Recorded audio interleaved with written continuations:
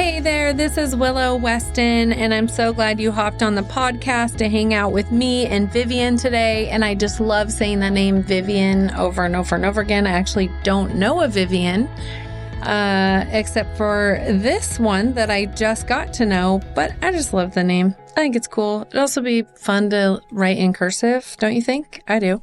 Vivian Mabuni is an international speaker and a writer. She's written several books. She's been in ministry for 30 years. And her latest book is called Open Hands, Willing Heart. And she lays out an invitation for us to begin to give God our yes more and more in our lives, to practice surrender. And this isn't an invitation that most of us are looking for.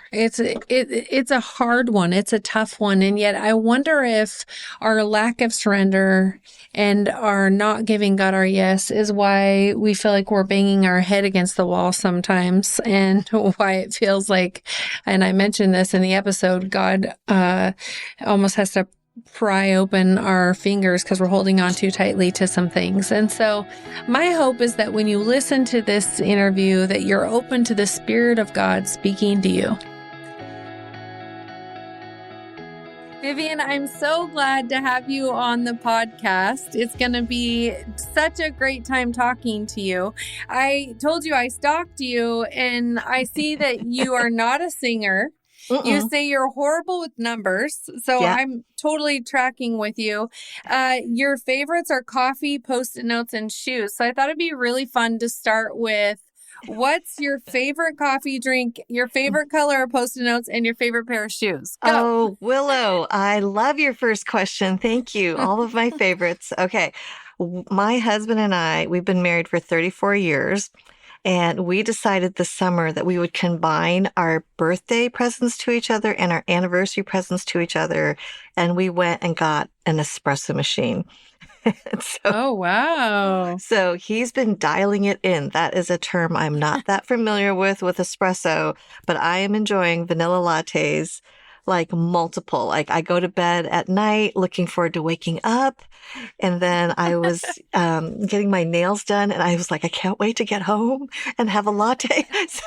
So yes, I love a vanilla latte. The rest of my family drinks black coffee, but I am a dessert woman. So I did buy some pumpkin spice for after it turns fall. I'm committed to September 21st. I do not pumpkin before September 21st. Okay. Yes.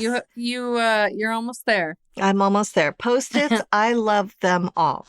I love the big ones and the little ones. So favorite color Post-it, I would go with just about anyone. So yeah, I'm a pretty open Post-it lover. And the third question was it favorite shoes? Favorite pair of shoes. Since you love shoes, what's your very favorite? Like shoes. The one pair. If you could only wear it for the rest of your life and no other shoes, what pair are you going to go with? Okay, Willow, this is a very, very challenging question. I'm going to go with, I have a pair of leather flat, like sneakers, but they're, I got them at Nordstrom Rack. So they're kind of like a little bit dressier than a Converse, but they're flat, and they look cute. You can wear them with like your basic jeans. You could also wear them with some slacks, and kind of, you could do the blazer thing, but you can walk for miles. So, a little bit of support inside. So yeah, I'm all for it. But, I love variety. And, at a women's retreat, I will pack 5 or 6 pairs because you never know. So. Oh my gosh, you're hilarious. I love it. You have been a speaker, a writer, a person in ministry for over 30 years. I just wonder, if you could rewind the clock and go back before these 30 years, did you ever think that this is where God would guide your life? Wow, that is a great question. I did not grow up in a Christian home. So I had aspirations to be the president of the United States at one point, or an astronaut, or, just big dreams like that. And at one point thought I would go into broadcast journalism, possibly. I saw Connie Chung, and she was kind of killing it back in the day. And when I surrendered my life to the Lord, I was choosing between pursuing potentially law school or going into ministry. And my parents are still not believers even to this day, still praying for their salvation. But I had asked, could I just join staff with crew for a couple years and I can always go to law school after that. So, 2 years turned to 36 years in vocational Wow. ministry. And I didn't see the speaker, writer, author. I didn't have that as a picture, but I do remember sitting in a lot of audiences, not seeing anyone who looked like me represented on stage or Mm. in the books that were written. And so that was always such a longing to see representation. And Mm. even now in 2025, I still have women come up to me and tell me, you're the first Asian American I've ever heard speak main Mm. stage at a conference and things like that. So I know that it matters. Wow. And so I'm passionate about helping to raise up the next generation so that everyone Mhm. can, you can't be what you can't see. And Mm. that wasn't necessarily what I set out to be a part of, but I do see the value, the importance. And if I can learn anything to help make it easier for others to join that on ramp, um, that's kind of part of the ministry. So I feel like God's plan is one that just continually unfolds. And we Mm. just keep following the Good Shepherd, and we don't know what's around the bend or, over that next hill, but it's truly an adventure, and God is good. He is really good, even when it's hard. Hmm. It's crazy to me that you not only grew up in a non-Christian home, which I did as well, but you had these ideas for yourself that you might be a lawyer, which is so entirely different than going into ministry. So God really threw you a curveball, lady. Woo! You, I was reading up about you. You've written a few books. I know we'll end up talking about the subject matter in those books, but you started writing not because you set out, it sounds like, to write a book, but you are writing on Caring Bridge. Can you tell us more about that? Sure. I was diagnosed with breast cancer, and my best friend set up a Caring Bridge medical journal. And that was back in Mm. the day when blogs had taken off. But it was just a place for people to get prayer requests and updates. But I started writing there, and it really felt, uh, I don't know how to describe it except for holy ground.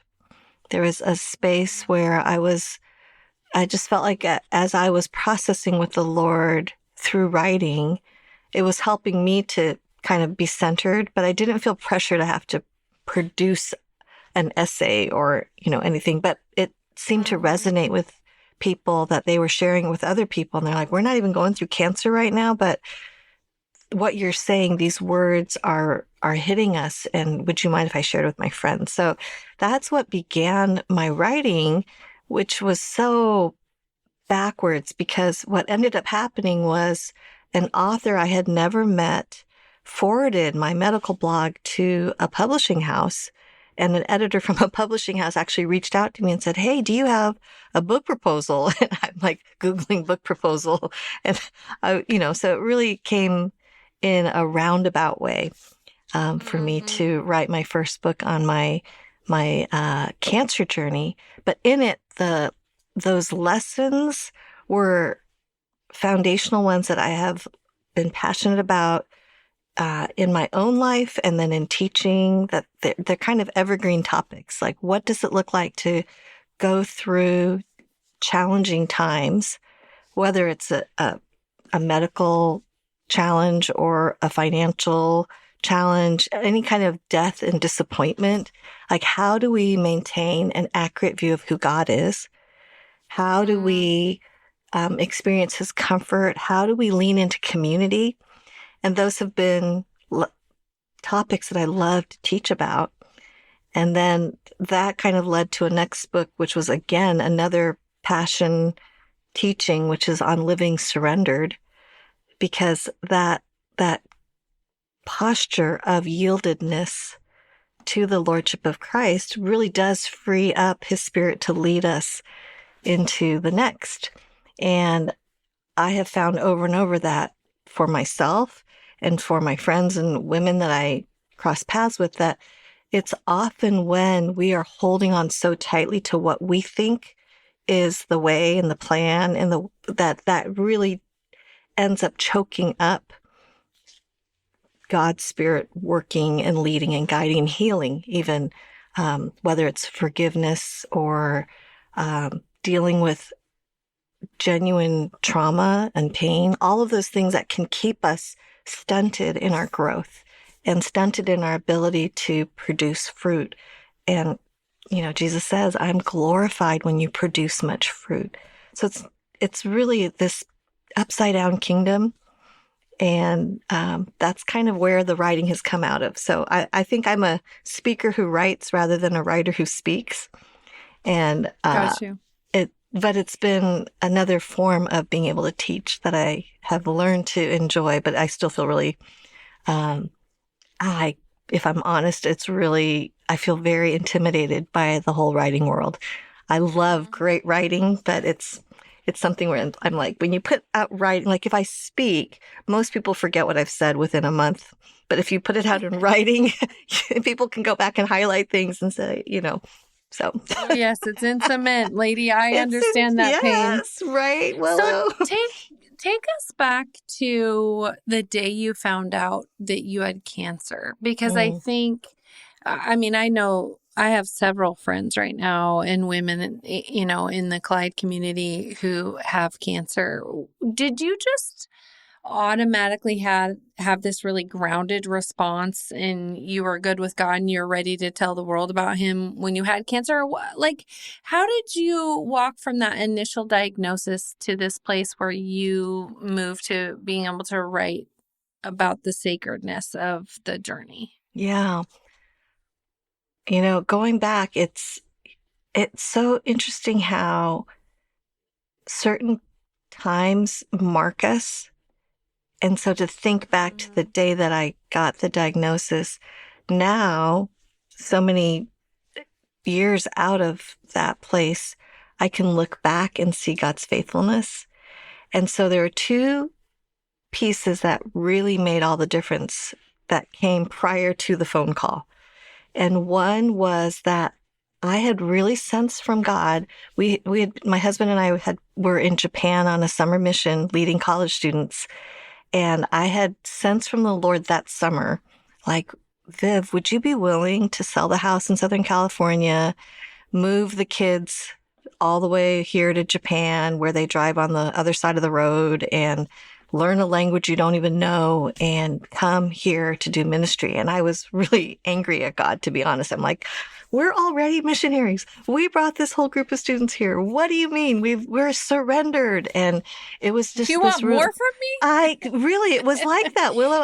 I was Right. stomping around the streets of Nagoya, kind of angry, and finally came to a place of surrender again. It was like, cause we re-up. And it was like, ultimately, Lord, the house is yours and the money is yours, and the kids, ultimately, the kids are yours. They've been entrusted to us for a short time, but the kids are yours and I am yours. And so if you want us to sell the house and do all those things, I'm in.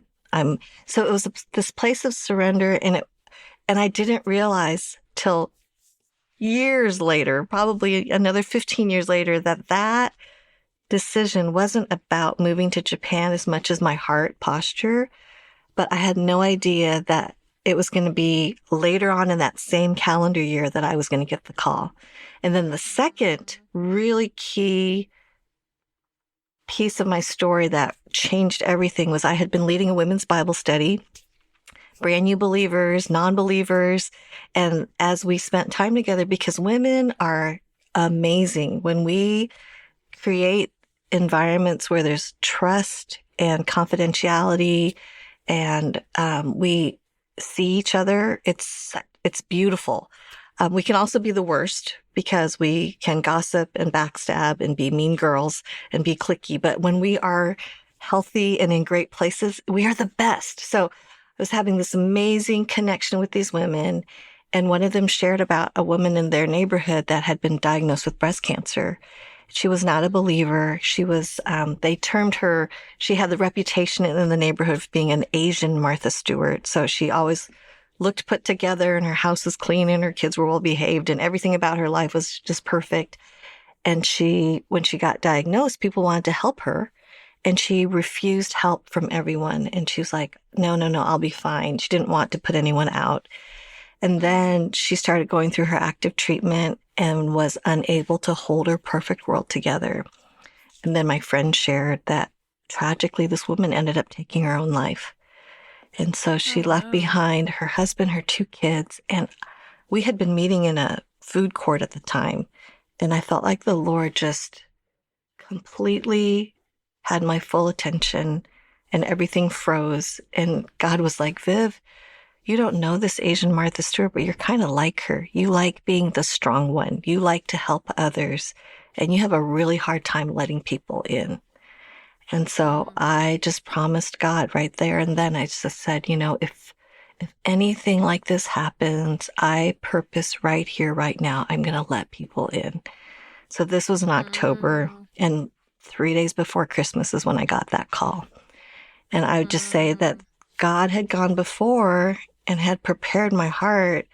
So it was like, as we went, these things were unfolding, but it's in looking back that I realized that he had prepared my heart to be in a place of surrender where, I didn't respond with anger. There was concern and is this a bad dream? And is this really happening?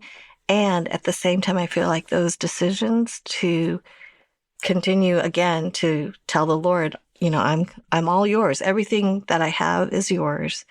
And that decision about community, I feel like that really shifted the entire experience for me and for our family. So that set us to a different trajectory, I think. It's so interesting that you can sort of piece together these sort of proactive moves of God in your heart, getting you ready for something. And sometimes we don't know what we're getting ready for. And Right. then you can look back and see that those were gifts. It's also interesting because you released a book, your second book, I believe, Open Hands, Willing Heart. And in this book, you talk about surrender, you talk about willingly risking saying yes. And that's not something you're just preaching, but haven't had to do. It sounds like you've had to do some surrendering, some handing over your plan, your way, your perfect life, your definition of looking strong, and all of these things. I wanted to ask you a little bit about this topic because I think it applies to so many women who are listening. Why is our yes to God so important? Well, we are in relationship with God, and trust is really built in a place, in a space where there is trust and an engagement. So rather than seeing our faith as a list of do's and don'ts, and our faith as kind of mechanical, we're really called into an intimacy with the Lord. So I could liken it to my closest friendships with my girlfriends. I could liken it to my marriage with my husband, that when there is a posture of yes, it creates the environment for more life and growth. And my resistance really does prevent the knowing, like the true knowing, the deep knowing, not just an intellectual knowing. I've met believers who have attended church for decades, and their knowledge of God is truly like intellectual. Like you could ask them to find a verse in the Bible and they could find it, but their experience of intimacy with the Lord, of knowing him, not just about him, but knowing him, that is directly correlated with, I believe, that yes. And so our yes to God, to visualize it. It's just easier to steer a moving car. So when we have said yes, then we really are a lot. God is able to lead and guide us in new ways. And I think he waits for that. I think he really waits for us to be in a place where it's like, I will trust you. I'll go where you tell me to go, and I'll do what you want me to do. And that adventure, it changes our countenance. It's almost like, I don't know if you've experienced this, but if I'm on an airplane and I meet a believer who's had that yes moment. One of our favorite things around here at Collide is hosting conferences just for you. These one-night events gather together women of all ages, stages, and faith backgrounds for an incredible night of inspiration and encouragement. Attending a Collide conference is a unique experience that women walk away from feeling refreshed, energized, hopeful, and changed. So check out the link in the show notes for more information on our upcoming events and grab your ticket today to join us for an impactful night. Be in a place where it's like, I will trust you. I'll go where you tell me to go, and I'll do what you want me to do. And that adventure, it changes our countenance. It's almost like, I don't know if you've experienced this, but if I'm on an airplane and I meet a believer who's had that yes moment, it's like, it's so evident. Like, we have the types of conversations that go so deep because we both know the same shepherd. And we're like, oh my goodness, there's just a vitality about our faith because we live surrendered. And that yes is pivotal in how we navigate all of life. Yeah. Well, it's so interesting. I'm watching my son who's 22.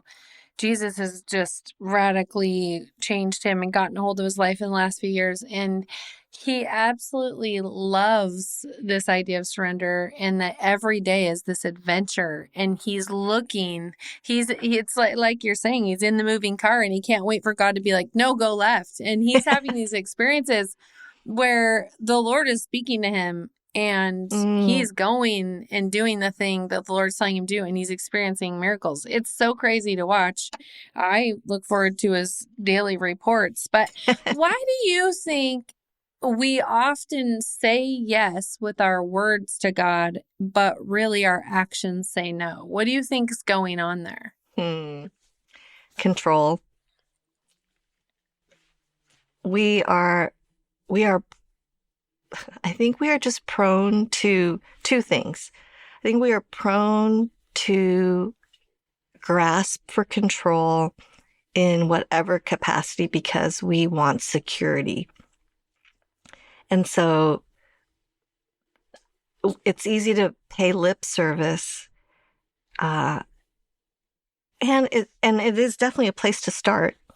I think like, never despise the small beginnings. Someone wisely said that before. I have prayed. I don't think it's just like bust in and, okay, it's just a one great big yes. There are times that the struggle is so real. It's the prayer that dad made in the scriptures where it's like, I believe, help me in my unbelief. And so my yes is as much as I know right now, but I'm still kind of needing to try. I don't know your track record in my life. I don't have, it's interesting because fresh faith requires a yes every step of the way. And on one hand, the longer you walk with the Lord, you see that he's been faithful, but it doesn't change the difficulty of that yes. And life gets increasingly more complex as we go. So I think about 22-year-old me and the yeses that I was making, and they were as big as that moment, but that was before children and a car payment, and, the things that just add to like the future and retirement and health issues. And I mean, all the things that come with life. So our yes is still as sincere as it can be in that moment. I think we just want to think that we have control when we truly don't. And sometimes that gets in the way. The other thing for me that gets in the way when it's just my mouth versus my whole being, Um, I struggle with thinking that I know better. You know, like I have a better plan. My plan, you know, for sure was, and my wrestling when I got the cancer diagnosis was, Lord, it makes a lot of sense to me that I would be able to witness every milestone in my kids' lives. I have 3 kids. Like, I want to see every driver's license, graduation, wedding, grandchild. Like, that to me is a great plan. And so wrestling with that plan. And, Jeremiah 29:11, where those of us that are familiar with the Bible, it says, "For I know the plans I have for you, declares the Lord, plans for welfare." And interestingly, we tend to, in America, North America, read you as an individual when the Hebrew is all y'all. So it wasn't written to individuals. It really was I love meant the Hebrews, all y'all. all y'all. And the Greek is all y'all. Like, truly, it says, when Jesus says, "Let your light shine," the Greek there is all y'all. Like, it's not an individualistic faith, it's just so powerful. So that'll be the 3rd book, God willing. But going back to that verse in particular. So yes, it's all y'all. But what struck me in that was the first 3 words of that verse is, "For I know, declares the Lord." And I just thought, okay, Lord, I don't know what the best plan is, but I have to trust that if it's not what I'm seeing, that you see something far greater, and I want to trust you with that. So it's hard to say yes when I think I have the best plan. And I'm a firstborn kind of bossy person. So sometimes I pray that way too, like, this is what needs to happen in this time frame, instead of just literally bringing those requests to the Lord and just saying, "Here," and you take it and you do what you see fit, because you know much more than I do, and I'm going to trust you. What's your advice for people listening who maybe have a sense of what God is calling them to say yes to, and they don't want to say yes? How can we get to a heart place where we're willing to get there? We can't deal unless we feel. So I am a big proponent of raw honesty with God. And I think back of every time God's called me to re-up, it's come with a tug of war of my will. And it's been sometimes full of tears or anger or like when I was in Japan, I'm kind of mad about it. Like, can you see our lives? We've already made all of these decisions. We've been trying to live for you. How could you even ask this when we've already done X, Y, or Z? Which I'm sure he's just smiling and nodding, going, "You have no idea. You have no idea." But I think honesty with the Lord, he's not at all afraid of our true emotions. We don't have to clean up we don't have to perform. And I think it's better to come to a place of genuine authenticity with God and let that be. Like, I think that there are places where it's so clear what he wants us to trust him with. It's like, it is the prodigal child, and that's the place that cuts me every time. Like, okay, or it is this financial situation that just seems impossible, or marriage trials, or whatever the issue is that most cuts us. That's the very place that the Lord is inviting us to trust him. And so that I generally think of all the things that are most important in my list of things, and that's what I need to surrender.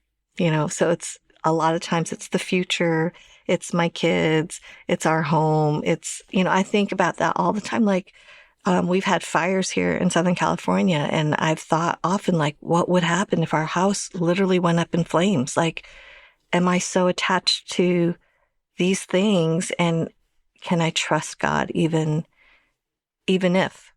And not to be morbid and not to be unnecessarily anxiety ridden, but I think it's a good thing to do a little inventory. Like, where is my heart? And do those things have me, or do I just happen to have those things, you know? And that's a good starting point. And What he's faithful to would that. you say are some practical ways that we can grow in surrender? One thing would be to be around other believers who are surrendered. We become like the people we spend time with. And when I have spent time with other surrendered people, I leave refreshed with a deeper desire to know God and to trust Him. And so who we spend time with, and what we fill our minds with absolutely impacts how we decide to respond to things. So I would say be very intentional. And there are those that I can leave, and if I spend a lot of time with certain people, all I care about is the type of car I drive, or the condition of my home and what my kitchen looks like compared to somebody else's. It really does impact us. And so being with other believers who love the Lord the same way and are challenging me to see and trust and live beyond just the here and now gives me a sense of a bigger purpose. And that is huge. That's important. A lot of times for me, I need regular times away from my phone on a very practical level. Like, I just take Instagram off my phone, because if I get sucked into that world for too long, I start to do a lot of comparison, and there's envy and jealousy, or pride, or just things that are just icky in my soul.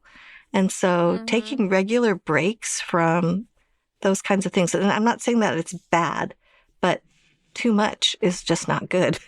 And I can tell by the type of gratitude level I have of my own life if I'm spending way too much time comparing my life to other people, or their curated, then I'm like, maybe I need Botox. I don't know. Things I would have never even thought about, or whatever, all of a sudden become forefront of my mind, rather than thinking on things that are true, honorable, right, pure, lovely, and of good repute. So intake, people, all of those things influence whether or not we are going to continue to say yes to God.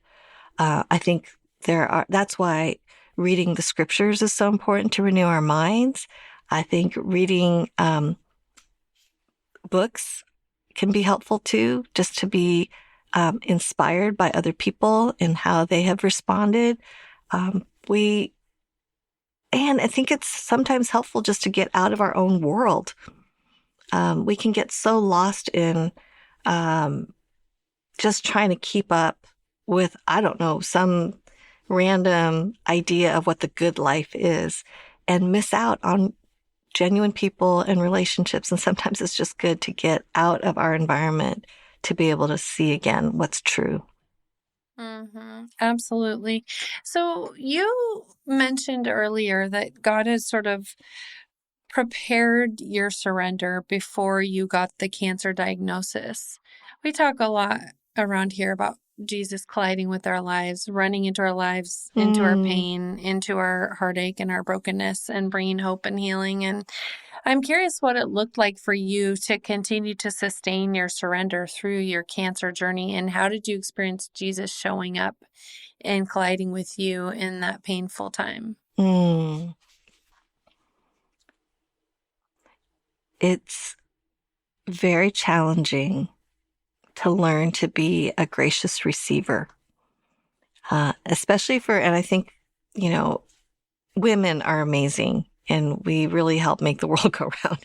And we can be pillars of strength, and we can be right there to help other people. But switching that around to be gracious receivers, it can be really, really humbling.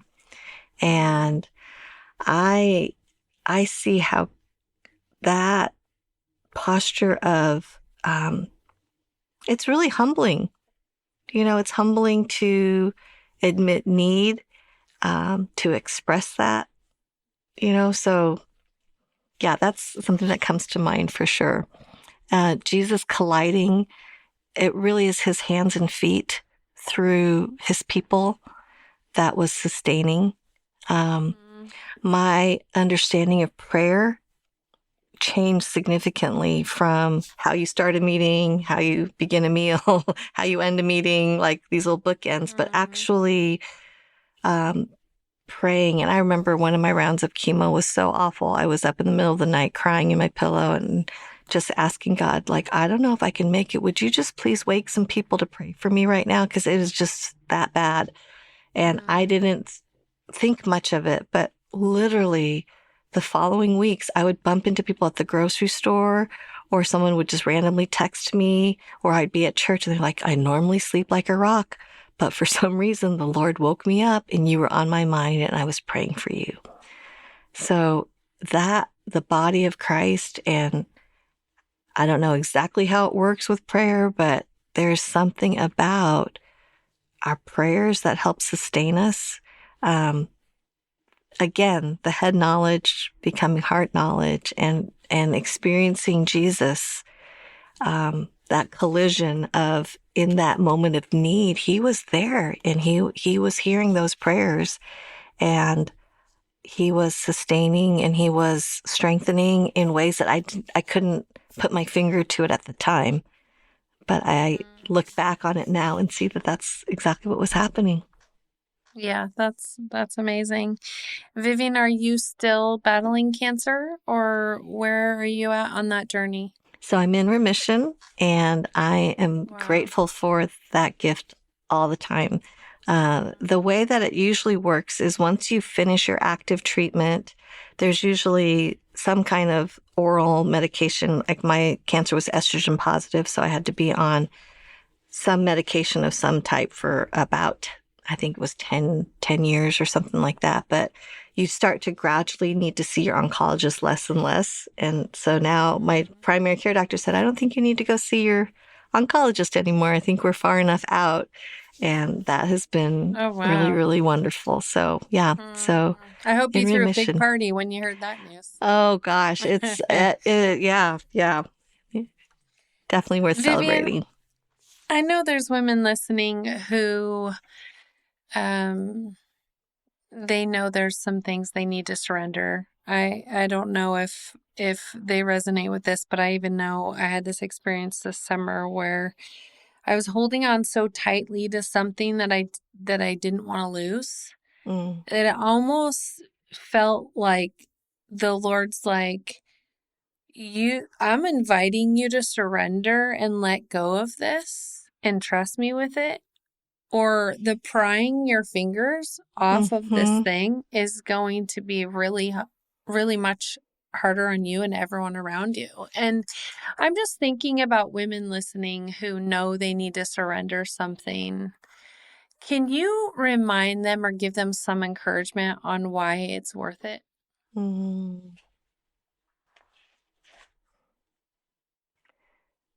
When I think about John 15 and the vine and the branches, Jesus says, I am the true vine.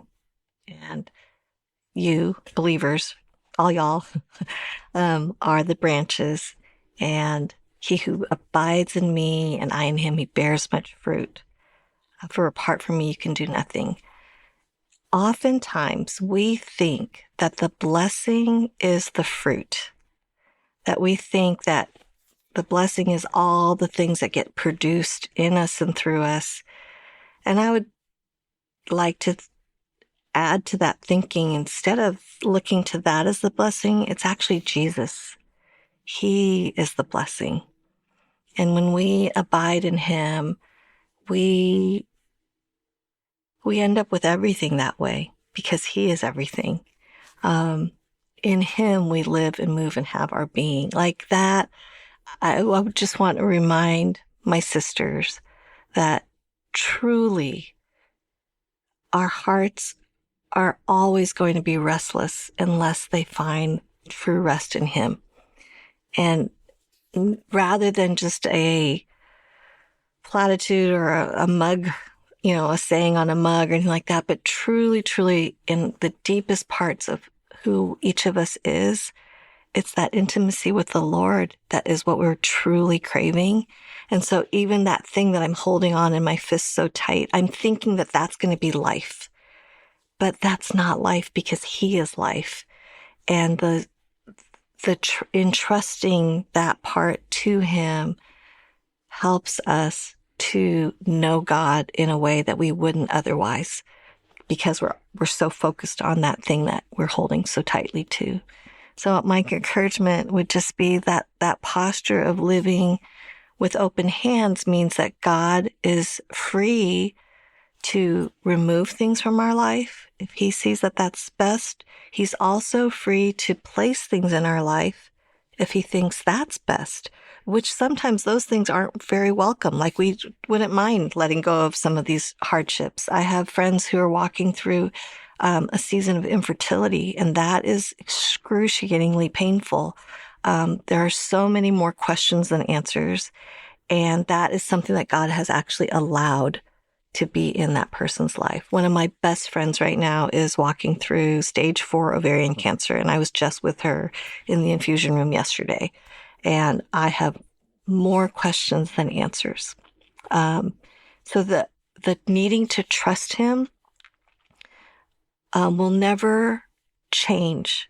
It's just that the circumstances will keep shifting, but the only true freedom we find is in that place when there's surrender, because that's the only place that true peace comes. Otherwise, we're looking to that thing for peace.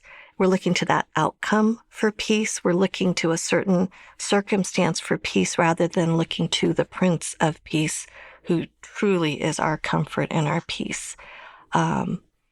That helps me to kind of frame everything else, is that we were created to depend, and we were created to recognize that we don't have all the answers and to live in that tension, because in some way we know God in a very different way when we have that kind of posture.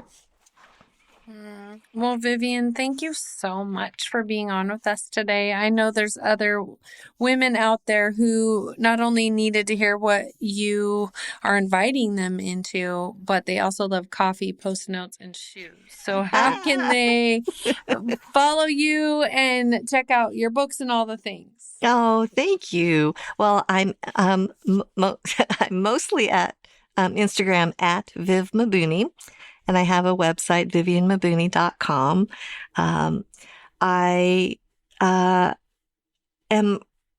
I just finished my master's at Denver Seminary in Biblical Theological Studies, and a little shout out there for your listeners. If there are any women who have ever wanted to go to seminary, I started these women's leadership cohorts that are a 3-year master's in Biblical Theological Studies, and there's a $7,000 tuition break for these women's leadership cohorts where women can like zoom in from all over the country and be in the same group to go through this 3-year program together. And that's a passion project that I would love if that would be a resource in any way to the women listening. If they've ever had the inkling and desire to go to seminary, it's a great way to do it.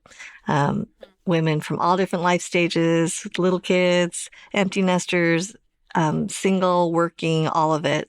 But it's possible because of technology and all those things. But yeah, I would love for women to be able to check it out. I also co-host a podcast called God Hears Her through Our Daily Bread. And that's another area that I have really loved as well. So those are some fun places to connect.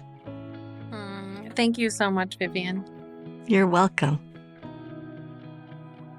Friend, I know that the topic of surrender and giving God your yes is not the easiest topic in the world. And yet, I think about Mary in the Bible, Jesus's mother, who finds out that she's going to give birth to Jesus. And it's crazy news. It's absolutely crazy. It's going to wreck a lot of her relationships and her life. And she has the most beautiful response. She says, "May it be as you have said."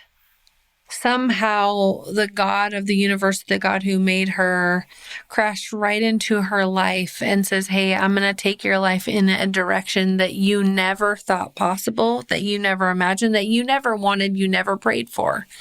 And actually, it's going to maybe feel a little like it's wrecking your life, but I promise you it's for a purpose.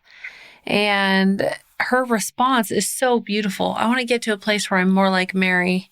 And I mentioned when I was talking to Vivian that I've recently gone through a season where I realize I'm holding on too tightly to something I want, something I want desperately. And the Lord has made it so clear that I'm holding on to it so tightly, and I actually have to let it go and trust God with this thing that I care about so much. And if I don't, he's going to end up, the prying of the fingers to have to let go and trust is going to be harder than if I hand it over. And I mentioned that to you today because I don't know where you are. I don't know if you're in your car. I don't know if you're on a treadmill. Maybe you're, cooking. I don't know. I don't know. Maybe you're doing something super cool. But I wonder, what is the thing that God is saying? Just open up your hands and hand it to me. Just trust me with this thing you care about. What is that thing for you, friend? I wonder if it would feel so empowering, like a moment, a leap of faith, a deeper intimacy with the Lord for you to just hand it over and say, "I give it to you. I can't control it. I can't make it stop. I can't make it start. I can't make sure it's going to be okay. I can't force it into being. I can't make the plan in my head become my reality. I hand it to you." And all you have to do is literally, I'm doing it right now in the podcast room. Just open up your hands and say to God, "I trust you with this, Lord. I surrender this to you. I hand it over to you. I don't want to hold on to it too tightly. And I trust that if it's mine, you'll give it back to me. And if it's not, you'll take it away." Friend, let's continue to practice surrender and see the fruit and life and peace that comes from it. Keep colliding, and we'll catch you next week.